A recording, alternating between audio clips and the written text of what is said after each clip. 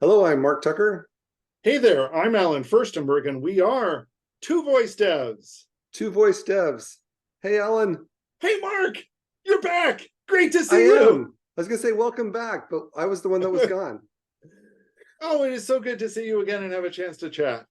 Thank you. No, it's been good. It's required some time away, but I am back and ready to talk Two Voice Devs and technology and whatever we want to talk about. I think it is important to recognize the fact that, we enjoy all of this stuff. And, in a lot of cases, the stuff that we're doing is important, but also it's equally important to take the step away and to focus on things that are important in your life sometimes. And I'm glad that you took the time away to do, to focus on your family for a bit.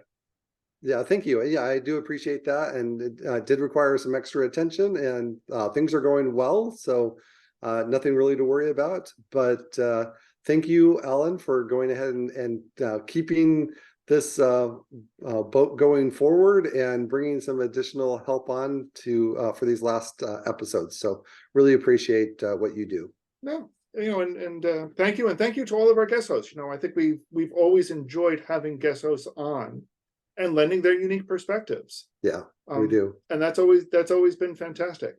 But I'm glad that you returned for this episode, because this is a milestone episode for us.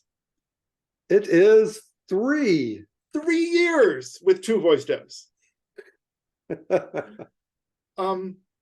So it amazes me in some ways that we've been doing this for 3 years now. I know, it was just kind of just happened. It seems like it was just a little while ago that we met at a conference and talked about things, and then just kind of this, one thing led to another, and finally Two Voice Devs happened. Yeah, no, it's been fantastic. But I think, thinking about it, the Two Voice Devs that we have today, that we've done for the past, several months now, I think it's very different than what you and I originally envisioned when we started 3 years ago. Yeah, it was, because it was very much so like, hey, you have Google Assistant experience and I have Alexa experience, and we've got a little bit of Bixby, and what's going on in voice, and how would a voice developer approach a certain topic on those 3 major platforms. Yeah. And it was kind of how it started out, and we're like, hey, I could learn some stuff from you and you could learn some stuff from me, and that would be just, well, let's talk and record it and see if other people find that interesting as well. Yeah. And and this notion of, even since then, we kind of expanded a little bit to talking about, us as developers in general, Right. and seeing what other things were out there on voice platforms and discussing that from a developer's perspective. But I feel like over the past several months, no big surprise, we've veered into the AI world. Yes. In some ways out of necessity, but also I feel like there's still, it's a connection that made sense to me as we started doing it. And I feel like it made sense because there's so much that these two communities have to learn from each other. I think the voice first community really did need to learn what the LLMs are bringing to us and how that changes what we can do. Right. But the LLM community needs to understand, the lessons that we as developers learned over the years, like rapid responses are important, and how important context is, and so many other things. Yeah, recovering from error conditions, like or like the response wasn't exactly what you thought it would be, but you're kind of steering back into maybe an overall purpose. Like if your assistant has a specific purpose that it tries to stay true to that purpose, but still allow some flexibility in the conversation, how to approach those types of things. So I think as part of this, I think we want to talk about, where have we been? Where are we going to be going with Two Voice Devs for the next year, at least, I hope. Yeah.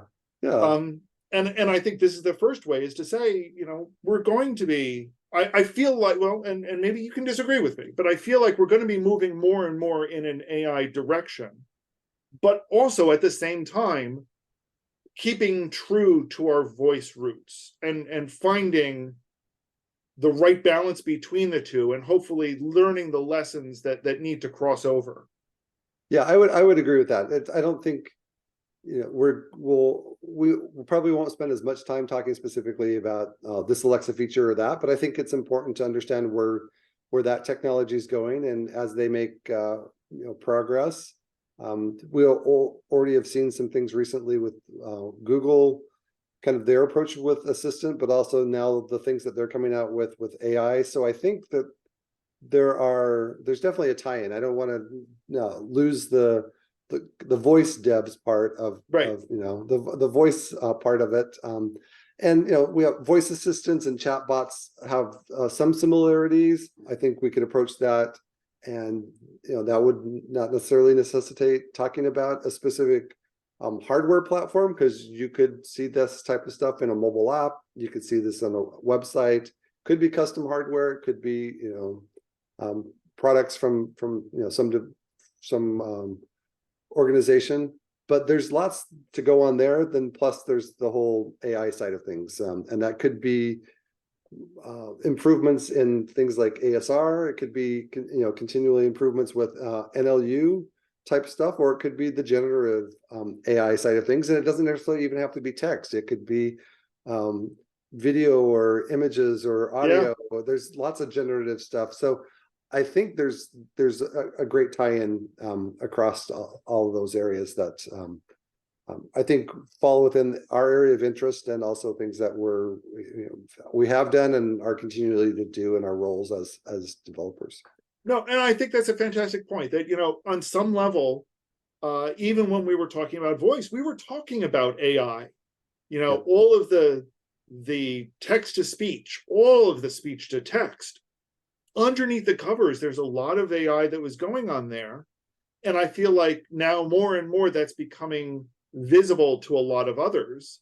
Yes. And again, this is technology that we, as voice developers, and I think the community of voice developers, has to share with the broader AI community and people who are coming on board because of the broader AI community.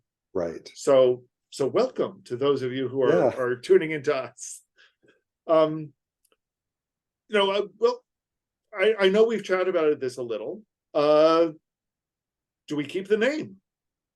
I mean, there are three parts to the name. There's two, there's voice, and there's dev. And I think do we keep the name? We'll definitely keep the dev part. I agree with you there. But so let's look at it in that. I think we keep the dev part, but our focus has always been aimed at developers. But I think we've always talked about things in a way that I hope others will at least appreciate and understand. Yeah, there's time that we've dug into code or some specifics on some things, but I think we talk technology.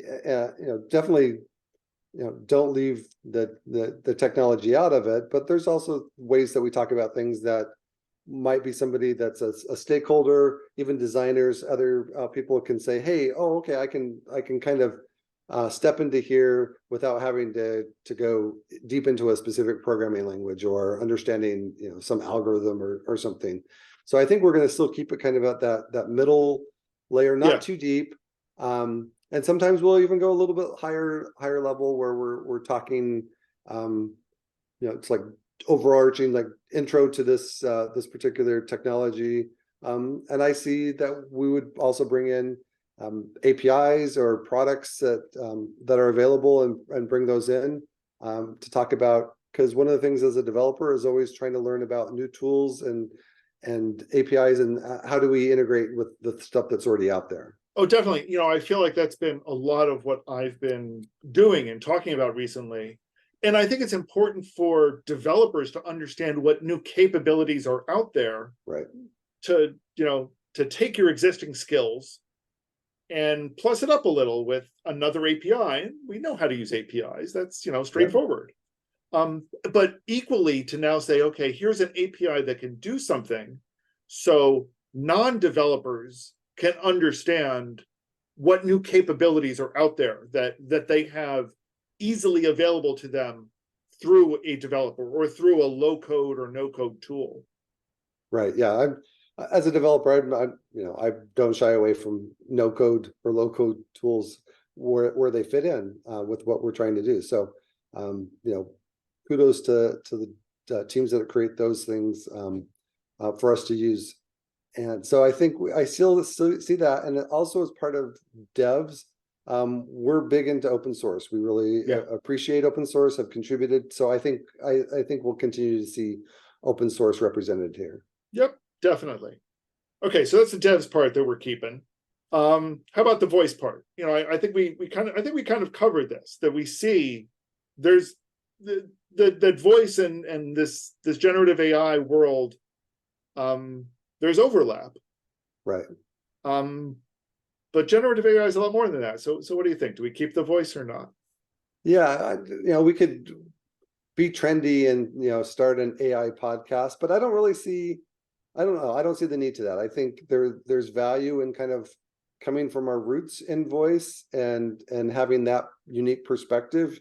You can probably go out and find all kinds of AI podcasts out there, if that's what you're looking for specifically. But to understand how that integrates with voice or makes it conversational, then I think that's what a place where we've got a lot of experience and can bring that forward. So I don't know. My vote is to keep voice. I like the idea of keeping voice, and I think the other big reason is that there's this worry, I guess I have, that if we start billing ourselves as an AI podcast or two AI developers or two machine learning developers or whatever, then it starts sounding like we're doing numerical analysis, that we're talking about building complex mathematical models or models of data structures. And I think that's way down in the weeds. I think that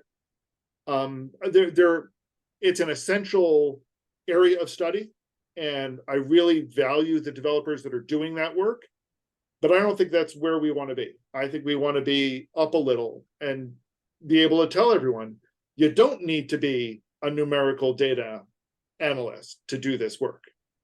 You can be a JavaScript programmer. You can be a Java programmer. You can do this with PHP. I think that's kind of more the level that we want to be talking at. Yeah, and I've always been a developer, just for the 30 plus years that I've been doing this, that looks for solving like problems, creating solutions, and that's mostly been in the realm of some sort of an application. So it's a backend for an application, or it's an application itself. So keeping the voice, to me at least, brings it closer, and so that the user, because whose voice are we listening to? It's the user's voice, whether that be a patient or a customer or whoever the user is. And I really like that. Right, and whether they're speaking that or typing it in or getting it through with a picture or whatever, it's still their voice. I think that's a great way to put it. Yeah, so I'd really hate to lose that. So I vote for voice. Well, that's my vote as well. So I think it's unanimous here. All right, 2. Okay, so 2. This becomes more challenging because this is new for both of us, and we have our own takes on it, and we're both learning it. And in some ways, it's great to kind of be sharing the knowledge as we learn it. But it's a different dynamic than we had for 2+ years. Yeah. I know for myself, I value our conversations as conversations, and I don't want to lose that. No, that's one of the things that I've really enjoyed, is just this, it's this time of the week to go talk to Alan and see what he's been doing this week and how things have been going with the technology stuff that he's working on, and what's new with whatever voice technology. So I've really enjoyed that aspect. So I still see that happening.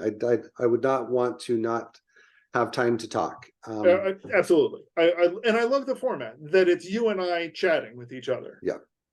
But at the same time, I think we've had guest hosts in the past. we've been doing guest hosts for our entire 3-year run. I figure we'll keep pulling in guest hosts.